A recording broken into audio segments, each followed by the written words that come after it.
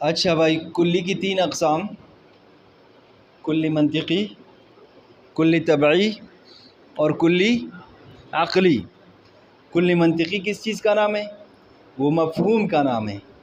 مفہوم جو ہے وہ مفہوم ما لا يمتنع صدقه على کثیرین، جو کثیرین پر صادق آتا ہو وہ مفہوم کیا ہے؟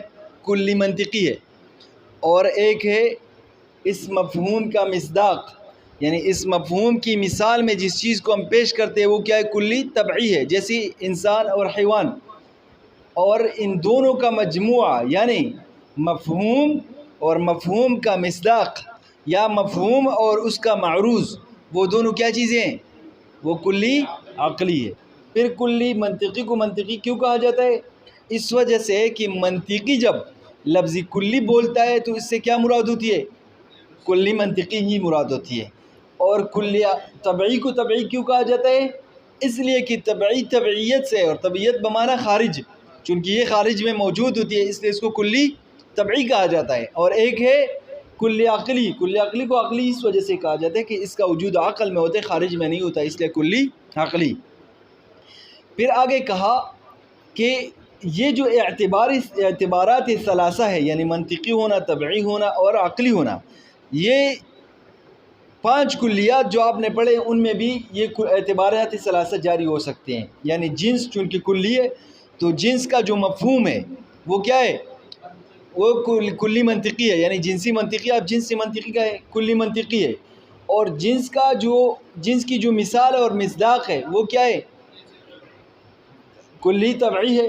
اور پھر دونوں کا مجموعہ کیا ہے؟ کلی عقلی ہے۔ اسی طرح نوع اور فصل اور خاصہ اور ارجحام کے لیے دیکھیں۔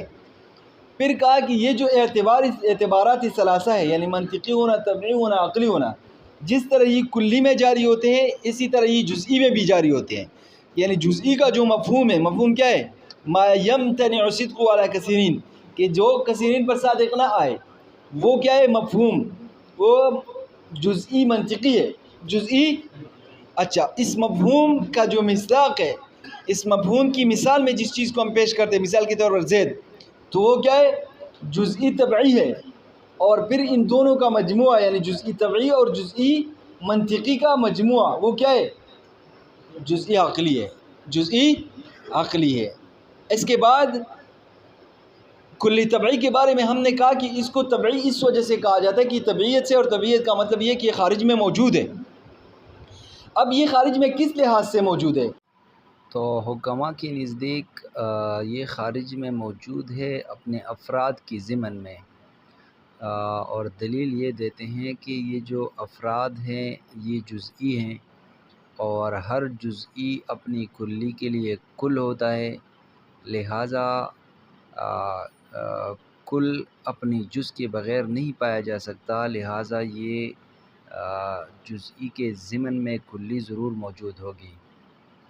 اور متاخرین کی نزدیک کلی طبعی خارج میں نہیں پائی جا سکتی، بلکہ صرف اس کے افراد موجود ہوں گے، اور ان کی دلیل یہ ہے کہ یہ ہو نہیں سکتا کہ ایک ماہیت بیک وقت اماکن مختلفہ میں صفات متضادہ کے ساتھ موجود ہو، تو جب یہ ممکن نہیں ہے لہٰذا صرف اس کے افراد خارج میں ہوں گے، کلی طبعی جو ہے خود خارج میں موجود نہیں ہوگی۔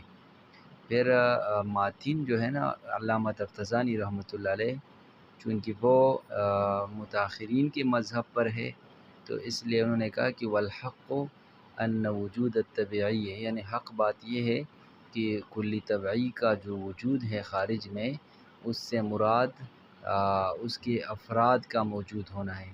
اور شارح چونکہ متقدمین کے مذہب پر ہے تو اس لیے انہوں نے کہا کہ وفیہ تأمل، کہ شارح کی اس دلیل میں کچھ تأمل ہے، اور پھر آگے انہوں نے پھر دلیل پیش کی ہے کہ تأمل اس طور پر ہے کہ متاخرین نے جو دلیل دی کہ ایک ماہیت بیک وقت اماکن مختلفہ میں صفات متضادہ کے ساتھ موجود نہیں ہو سکتی، یہ دلیل اس وقت درست ہے جب وہ ماہیت مشخص اور جزئی ہو۔